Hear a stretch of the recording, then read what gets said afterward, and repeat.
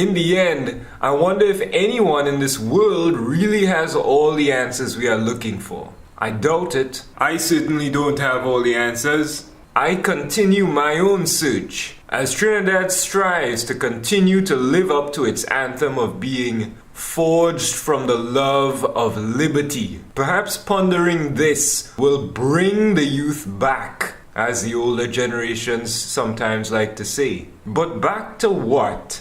Back to God? Back to church? Back to temple? And back to mosque? Perhaps it is asking these kind of questions in this documentary that will bring people back to themselves, back to consciousness, back to truth, back to real freedom inside. Over in Egypt, where they have real revolution going on, a regular young man who took part in that revolution said it best when he said, "Freedom is its own true religion above anything else." And perhaps that is what we should be trying to get youth back to. Ralph Waldo Emerson agreed that all systems could be shaken and that youth can easily see that even the most absurd laws, no matter how absurd, can easily be passed in court and enforced maliciously on the people. Ralph Waldo Emerson went on to state, "The state must follow and not lead the character and progress of the citizen." You see, our government is a true expression of the people. And right now, it's a true expression of laziness of people who don't want to stand up and take responsibility. The youth want change just like adults, yet many adults hope and pray for this youth to make a permanent return to the religious institutions, when perhaps it is more return to God inside that needs to be prayed for. Only when the youth understands that God within can they learn to appreciate the God outside, in the temples, in the churches, in the mosques. That is when the great return to church will happen. It will be a return that is free of all the corruption, all the dirtiness that is connected, all the lies and all the misinformation concerning all of the religions today. Is it far-fetched to think that this is possible? We can go on and on about getting back to this and that time, or this and that religion or way. But the reality is, we would only improve and swiftен our progress if we just went back to the basics. Remember, the basics are the foundations, and without those first steps, we wouldn't have progressed anywhere in the first place. I have some closing remarks now, and I would like to thank you for viewing this entire project. Whether or not you are of a religion, it doesn't really matter. We all need to come together now, no matter what race, no matter what religion, and even if it's no religion. Do you know that some people who hate religion are much better human beings than some of the people whose life revolves around religion?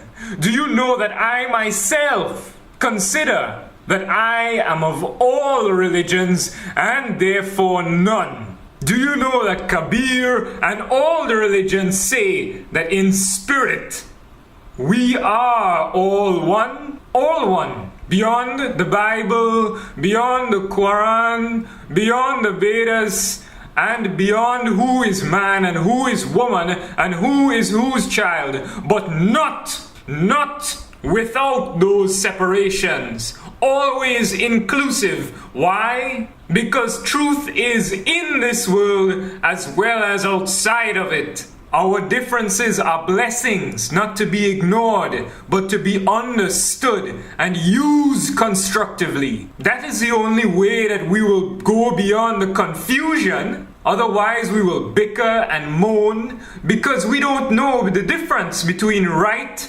and wrong. But in a solid state of knowing, there's no confusion between what is a truth and what is a lie.